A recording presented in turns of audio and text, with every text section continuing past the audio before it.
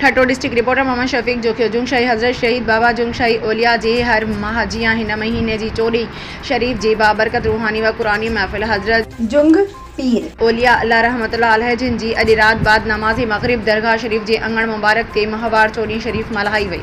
जिन जी शुरुआत रूहानी व कुरानी ख़ुसूसी ख़िताब मौलवी हाजी हाफ़िज़ मोहम्मद इब्राहिम जोखियो ख़लीफ़ो साहब करण फरमायो, जॾहिं त सैयद अमीर शाजी लानी ख़लीफ़ो फ़कीर सदाम जोखियो साहब पिण रूहानी व कुरानी वाइस करण फरमायो। जुंगशाही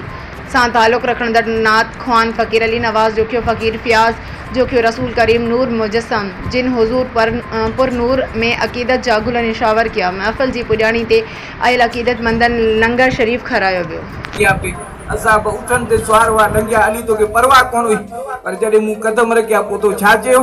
त अली साईं पर मूं साईं अर्ज़ु कयो त मुंहिंजा हथ ॾकनि पिया, जल्दी लंघे वठो, पर उहो अधु वज़न त ज़मीन ते हो त अली मुंहिंजो ॿार जेकॾहिं खणे त उहो पोड़ो अबू बकर सिद्दीक़ खणी सघे।